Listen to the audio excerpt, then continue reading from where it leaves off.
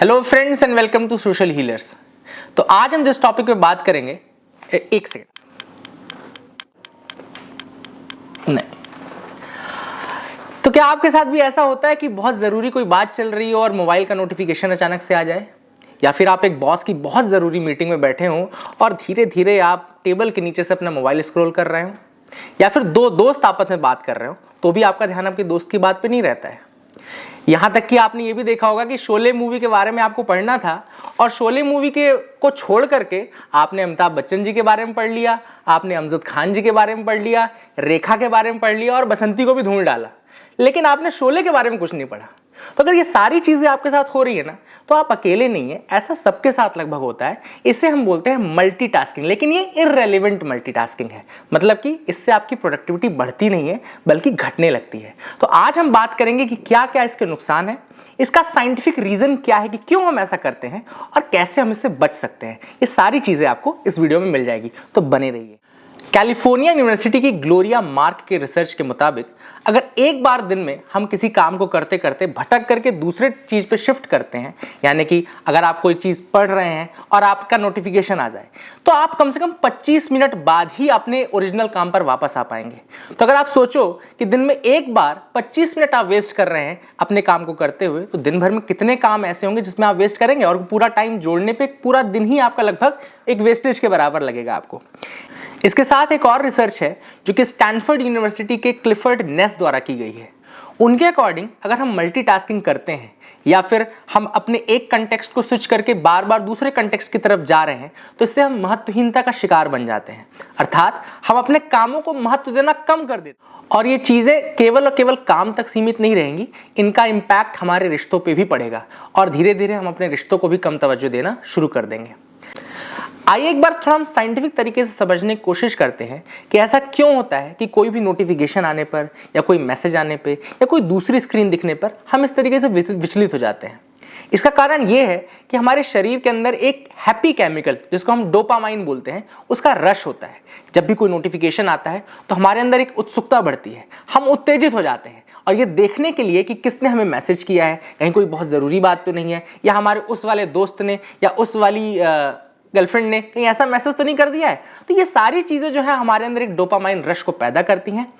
अब ये हमको खुशी तो देता है ये चीज़, लेकिन डोपामाइन रश के नुकसान भी हैं, जैसे कि ये हमको थका देता है, थकाने के साथ साथ हमारी प्रोडक्टिविटी को भी कम कर देता है। तो अगर दिन भर हम इसी तरीके से उत्तेजित होते रहेंगे और दूसरी चीज़ों में जाते रहेंगे, मल्टीटास्किंग करते रहेंगे, कंटेक्स्ट स्विचिंग करते रहेंगे, तो इसके साथ साथ हम खुश तो रहेंगे, लेकिन हमारी प्रोडक्टिविटी बिल्कुल डाउन हो जाएगी और हम थके हुए से महसूस करेंगे। और जब दिन खत्म होगा, रात में सोते समय हम ये महसूस करेंगे कि हमने तो पूरे दिन में कोई काम ही नहीं किया। क्यों? क्योंकि पूरे दिन तो हम केवल डोपामाइन रश में ही रह गए, और वो एक इल्यूजन क्रिएट करता है, उससे कोई प्रोडक्टिविटी नहीं मिलती है।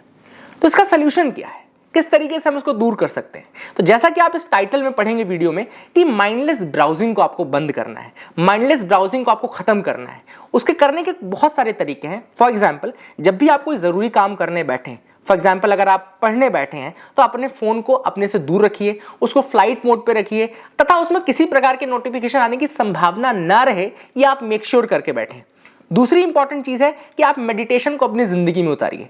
अगर आप सुबह उठ करके केवल 20 मिनट मेडिटेशन को देते हैं, तो न केवल इससे आपकी लाइफ प्रोलॉन्ग होगी, बल्कि आप इस तरीके के जो आपका फोकस कम हो रहा है वो भी आप वापस से रिगेन कर पाएंगे। साथ आपको ये भी ध्यान रखना है कि ये जो मल्टीटास्किंग आप कर रहे हैं या फिर जो इररेलेवेंट ब्राउजिंग आप कर रहे हैं, ये केवल यहीं तक सीमित नहीं रहेगी, ये आगे जाके डूम्सडे ब्राउजिंग का रूप ले लेती है। डूम्सडे ब्राउजिंग क्या होता है? कई बार आपने लोगों को देखा होगा, वो बीमारियों के बारे में ढूंढते रहते हैं कि अगर ये सिम्टम है तो क्या बीमारी है, और हर बीमारी का रिजल्ट गूगल में आपको सिर्फ कैंसर ही मिलेगा। तो हर व्यक्ति अपने ही डूम के बारे में ढूंढ रहा है और आप देखेंगे लोग बहुत परेशान रहते हैं। उसके बहुत नुकसान है। आपको करना यह है कि आपको अपना ध्यान केवल उन चीज़ों में ही लगाने की कोशिश करनी है जो वाकई आपके समय के लिए इंपॉर्टेंट है, जो वाकई उतनी वर्थ रखते हैं कि आप उनको समय दें। अगर आप ये करने में सफल हो पाए, तो मैं गारंटी लेता हूं कि आपको परेशान होने की कोई जरूरत नहीं रहेगी और आने वाले 1 या 2 साल में आप जो भी अपना बड़ा गोल या बड़ा लक्ष्य बना करके चल रहे हैं वो आप जरूर पूरा कर पाएंगे।